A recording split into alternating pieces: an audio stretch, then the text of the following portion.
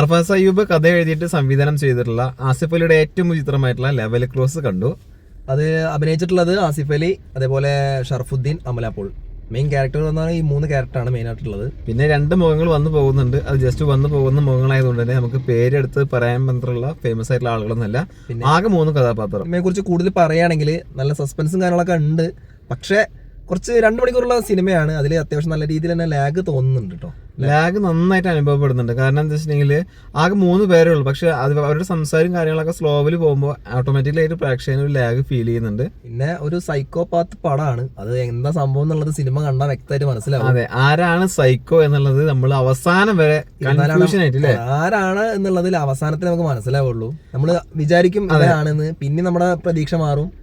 കണ്ടിരിക്കുന്ന പ്രേക്ഷകനെ ഒന്ന് പൊട്ടനാക്കുന്ന ഒരു തരത്തിലുള്ള ഒരു പരിപാടി അല്ലേ. ഒരു ഇന്റർവെല്ലിൽ പഞ്ചില് നിർത്തിയിട്ടുണ്ട്. ഇന്റർവെല്ലിൽ നല്ല അടിപൊളി പഞ്ച്. ഇന്റർവെല്ലിൽ വരെ ലാഗ് ഇങ്ങനെ അത്യാവശ്യം ലാഗിലൂടെ തന്നെയാണ് സിനിമ പോകുന്നത്. പക്ഷെ ഇന്റർവെല്ലിൽ പഞ്ച് നന്നായിട്ട് തന്നെ അവസാനിപ്പിച്ചിട്ടുണ്ടായിരുന്നു.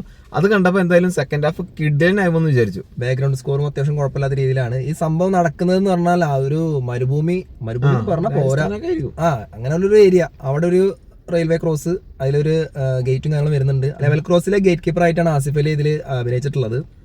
അവിടേക്ക് യാദൃശികമായിട്ട് ട്രെയിനിൽ നിന്ന് ഒരു പെൺകുട്ടി വീഴുന്നു. പിന്നീട് അവർ തമ്മിലുള്ള കാര്യങ്ങളാണ് സിനിമയിൽ കാണിക്കുന്നത്.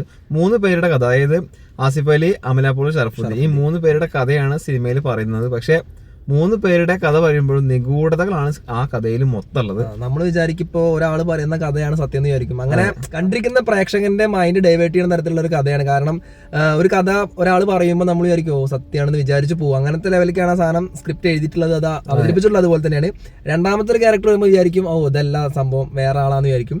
അങ്ങനെ തിരിഞ്ഞ് ലാസ്റ്റ് സിനിമയുടെ ക്ലൈമാക്സ് സീനിലാണ് എന്താണ് കറക്റ്റ് എന്നുള്ളത് നമുക്ക് വ്യക്തമായിട്ട് മനസ്സിലാവും. ഈ 3 പേരിൽ ആരൊക്കെയാണ് പറയണത് സത്യം, ആരൊക്കെ പറയണതാണ് നുണ എന്നൊക്കെ അവസാനമാണ് നമുക്ക് കാണാൻ പറ്റുക.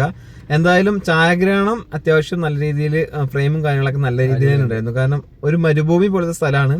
പിന്നെ അവർ താമസിക്കുന്ന വീടും കാര്യങ്ങളൊക്കെ നല്ല രീതിയിൽ തന്നെ കാണിച്ചിട്ടുണ്ട്. പിന്നെ പ്ലസ് പോയിന്റ് ആയിട്ട് ഇതിൽ നമ്മൾ എടുത്തു പറയേണ്ട മെയിൻ കാര്യം എന്ന് പറഞ്ഞു കഴിഞ്ഞാൽ ആസിഫ് അലിയുടെയും അമല പോളിന്റെയും നല്ലൊരു അടിപൊളി അഭിനയം കാണാൻ കാഴ്ചവെച്ചിട്ടുണ്ട്. ഇതിൽ നന്നായിട്ട് തന്നെ അഭിനയിച്ചിട്ടുണ്ട്. ഷറഫുദ്ദീനും ഈ പറഞ്ഞ പോലെ തന്നെ നന്നായി തന്നെ അഭിനയിച്ചിട്ടുണ്ട്. പിന്നെ എന്തായാലും പ്രേക്ഷകര് വിചാരിക്കുന്ന ഒരു കാര്യം, സിനിമ കണ്ടിറങ്ങുമ്പോഴും സിനിമ കാണുമ്പോഴൊക്കെ വിചാരിക്കുന്ന ഒരു കാര്യമാണ്, ഇതുപോലത്തെ ഒരു ഗേറ്റും കാര്യങ്ങളൊക്കെ ഇന്ത്യയിലുണ്ടോ, അവിടെ ഇതുപോലത്തെ ജീവനക്കാരുണ്ടോ, എങ്ങനെയായിരിക്കും അവരുടെ ജീവിതശൈലി എന്നൊക്കെ നമ്മൾ ചിന്തിച്ചു പോകും. ഇതുപോലെ ഒറ്റപ്പെട്ട ഒരു ഏരിയ ആണ്. ആ ഏരിയയിൽ ഇപ്പൊ ഏതെങ്കിലും തരത്തിൽ ഏതെങ്കിലും വണ്ടി ആ വഴിക്ക് വന്നു കഴിഞ്ഞാൽ അവിടെ ആ ലെവൽ ക്രോസ് ഇല്ലെങ്കിൽ അത് വലിയൊരു അപകടം ഉണ്ടാവും. അപ്പൊ അതുകൊണ്ടൊക്കെ തന്നെയാണ് സംഭവം സെറ്റ് ചെയ്തിട്ടുള്ളത്. റോഡ് ഉണ്ടെന്നൊക്കെ പറയുന്നത്. റോഡ് ഉണ്ട്, ഓൾറെഡി അവിടെ റോഡ് ഉണ്ട്. പക്ഷെ എപ്പോഴും വാഹനങ്ങളൊന്നും വരില്ല, ഒരുപാട് സമയത്തിന് ശേഷം വണ്ടികൾ വരാന്നൊക്കെ പറയുന്നത്. അപ്പോൾ സസ്പെൻസ് ത്രില്ലർ ഡ്രാമ ചിത്രങ്ങളൊക്കെ കാണാൻ താല്പര്യമുള്ളവർക്ക് ഒരു വട്ടം പോയി കാണാനുള്ള പടം ഉണ്ട് കേട്ടോ. അതെ, 2 മണിക്കൂറേ ഉള്ളൂ, കുറച്ച് നേരം ഉള്ളൂ സിനിമ.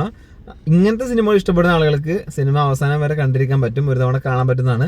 അല്ലാത്തവർക്ക് ഈ സിനിമ എന്റർടൈൻമെന്റ് ഉദ്ദേശിച്ച് പോകുന്നവർക്ക് ചിലപ്പോൾ ഇന്റർവെല്ലിൽ ആകുമ്പോഴേക്കും അവർ എണീറ്റ് പോകാൻ സാധ്യതയുണ്ട്. അതുപോലത്തെ ഒരു സിനിമ അല്ലേ. അപ്പൊ എന്തായാലും കാണേണ്ടവർക്ക് കാണാം. 1 ടൈം വാച്ചബിൾ മൂവിയാണ്. കണ്ടവർ ആരെങ്കിലും ഉണ്ടെങ്കിൽ താഴെ നിന്ന് കമന്റ് ചെയ്യുക.